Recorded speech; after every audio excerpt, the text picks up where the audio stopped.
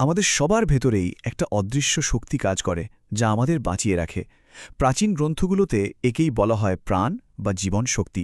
কিন্তু প্রশ্ন হলো, এই শক্তিকে কি সত্যি নিজের নিয়ন্ত্রণে আনা যায় বা বাড়ানো যায়? চলুন এই টেক্সটটা আমাদের কি বলছে সেটাই একটু ঘেঁটে দেখা যাক। তো শুরুতেই দেখুন এই অসাধারণ উক্তিটা কৌশিতকী উপনিষদ থেকে নেওয়া। এটা পড়লেই বোঝা যায় প্রাণের ধারণাটা কিন্তু আজকের নয়, বহু প্রাচীন, আর এর শেকড় আধ্যাত্মিকতার অনেক গভীরে। মানে এটা শুধু আমাদের নিঃশ্বাস প্রশ্বাস নয়, এটা হলো বুদ্ধির আত্মা। বেশ ইন্টারেস্টিং, তাই না? আচ্ছা, তাহলে প্রাণ জিনিসটা আসলে কি? এই টেক্সট বলছে এটা হলো বায়ুর মধ্যে থাকা এক ধরনের স্পিরিচুয়াল এনার্জি। সোজা কথায় আমাদের সেই জীবনী শক্তি যা আমাদের বাঁচিয়ে রাখে, সচল রাখে। আর সবচেয়ে অবাক করা ব্যাপার কি জানেন? এ লেখায় বলা হচ্ছে যে কিছু নির্দিষ্ট প্র্যাকটিসের মাধ্যমে এই শক্তিকে নাকি বাড়ানোও যায়। তো এই পুরো ব্যাপারটা পরিষ্কারভাবে বুঝতে আমরা 4টা ভাগে আলোচনাটা সাজিয়েছি। প্রথমে জানব প্রাণীর বেসিক কনসেপ্টটা কি, এরপর দেখব মূল প্র্যাকটিস মানে প্রাণায়াম, তারপর কথা বলবো মন আর আমাদের সেন্স বা ইন্দ্রিয়ের ভূমিকা নিয়ে, আর একদম শেষে থাকবে আমাদের লাইফস্টাইল আর পরিবেশের প্রভাব। তো চলুন প্রথম সেকশন দিয়ে শুরু করা যাক। প্রাণ, দ্য স্পিরিচুয়াল এনার্জি, এর একদম বেসিক ব্যাপারগুলো আগে জেনে নিই। দেখুন, এই টাইমলাইনটা কিন্তু বেশ মজার। এই টেক্সট অনুযায়ী প্রাণ সংগ্রহ করার জন্য দিনের কিছু নির্দিষ্ট সময় নাকি অনেক বেশি কার্যকর।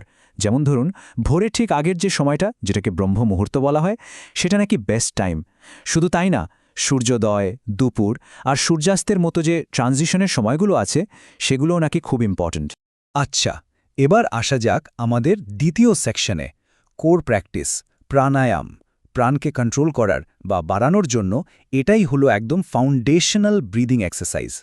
এর পেছনের মূল আইডিয়াটা খুবই সিম্পল। প্রাণ আমাদের শ্বাসকে ফলো করে, মানে আমাদের নিঃশ্বাস যেদিকে যায়, জীবনী শক্তিও সেদিকেই যায়। আর ঠিক এই কারণেই এই প্র্যাকটিস শুরু করার আগে শরীরকে একদম শান্ত করা আর ইন্দ্রিয়গুলোকে নিজের কন্ট্রোলে আনাটা খুব জরুরি। কারণ শরীর যদি অস্থির থাকে, তাহলে প্রাণ স্থির হবে না।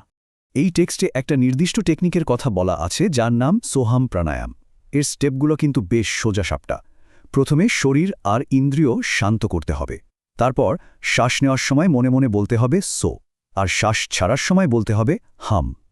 এখানে একটা জিনিস খেয়াল করার মতো, শ্বাস ছাড়ার সময়টা হবে শ্বাস নেওয়ার সময়ের ডবল, আর পুরোটা সময় মেরুদণ্ডের মধ্যে দিয়ে এই এনার্জিটা ওপরে নিচে যাচ্ছে এটা কল্পনা করতে হবে। প্রাণায়ামের আরও একটা ইন্টারেস্টিং দিক আছে, সেটা হলো নাকের 2 ছিদ্রের আলাদা আলাদা ব্যবহার। এই সোর্স বলছে ডান নাক দিয়ে শ্বাস নিলে শরীরে তেজ বাড়ে, মানে আগুন বা উত্তাপের মতো এনার্জি, আর বাম নাক দিয়ে শ্বাস নিলে বাড়ে ওজস, মানে শীতল জলের মতো জীবনী শক্তি। তার মানে আমরা চাইলে এই 2 শক্তির মধ্যে একটা ব্যালেন্স তৈরি করতে পারি। শ্বাস প্রশ্বাস ছাড়াও কিন্তু আরেকটা পদ্ধতির কথা বলা আছে, সেটা হলো প্রকৃতি থেকে সরাসরি প্রাণ অ্যাবজর্ব করা। ভাবতে হবে আমাদের সব ইন্দ্রিয় দিয়ে, বিশেষ করে চোখ দিয়ে, প্রকৃতির জীবনী শক্তিটা যেন শরীরের ভেতরে চলে আসছে। এটা অনেকটাই একটা ভিজুয়ালাইজেশন টেকনিক। তো এবার আমরা চলে এলাম আমাদের 3 নম্বর সেকশনে, মন এবং ইন্দ্রিয়। এবার দেখব আমাদের ভেতরের ফোকাস বা মনোযোগ কিভাবে প্রাণকে প্রভাবিত করে। এই টেক্সটে বেশ কিছু মেডিটেশন টেকনিকের কথা বলা আছে। এগুলোর মূল আইডিয়া হলো আমাদের ফোকাসকে শিফট করা।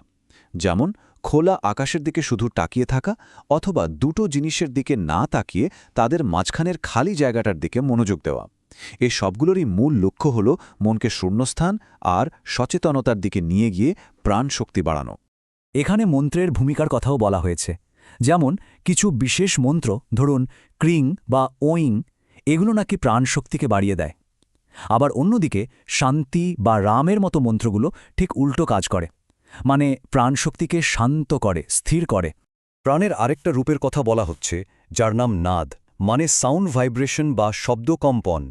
বলা হচ্ছে যে ভালো সুরের গান শুনলে, যেমন ধরুন ভারতীয় রাগ, অথবা নিজের শরীরের ভেতরের সূক্ষ্ম শব্দ যেমন হার্টবিট, মনোযোগ দিয়ে শুনলেও এই নাদ বা প্রাণ বিকশিত হয়। আর এর সাথেই আমরা চলে এসেছি আমাদের ফাইনাল সেকশনে, জীবনযাত্রা এবং পরিবেশ। চলুন দেখি আমাদের চারপাশের জিনিসপত্র আর অভ্যাস কিভাবে আমাদের ভেতরের এনার্জিকে প্রভাবিত করে। এই যে ছবিটা দেখা যাচ্ছে, এটা কিন্তু সোর্স টেক্সট থেকেই নেওয়া। এর মূল কথাটা হলো প্রাণের ব্যাপার-স্যাপার শুধু নিঃশ্বাস বা মেডিটেশনের মধ্যে আটকে নেই, বরং আমাদের প্রতিদিনের জীবনের একদম সাধারণ জিনিসগুলো এর সাথে জড়িত। যেমন আমরা কি খাচ্ছি, কোন হার্বস ব্যবহার করছি বা আমাদের চারপাশে কোন রঙের জিনিস থাকছে, এই সব কিছুরই একটা গভীর প্রভাব আছে। এই টেবিলে দেখুন কিছু নির্দিষ্ট ভেষজের কথা বলা আছে, যেমন ব্রাহ্মী, এটা নাকি মন আর প্রাণ দুটোর জন্যই খুব উপকারী। আবার ত্রিফলা, খাবার থেকে প্রাণশক্তি শুষে নিতে সাহায্য করে। এমনকি কিছু অ্যারোমেটিক অয়েল, যেমন ভেটিভার বা মিন্ট, আর সবুজ শাকসবজির জুসও নাকি প্রাণ বাড়াতে হেল্প করে। শুধু ভেষজ না, রঙেরও একটা ভূমিকা আছে। এই টেক্সট অনুযায়ী দুটো রং এখানে খুব গুরুত্বপূর্ণ। একটা হলো গভীর নীল, এটাকে অসীম আকাশের রং বলা হয়েছে। আর দ্বিতীয়টা হলো পান্না সবুজ, যেটা নাকি পৃথিবীতে লাইফ ফোর্সের রং। এখানে রত্নপাথরের কথাও আসছে। এই টেবিলটা দেখলেই বোঝা যাবে, যেমন শনি গ্রহের জন্য নীলা বা বুধ গ্রহের জন্য পান্না পরার কথা বলা আছে।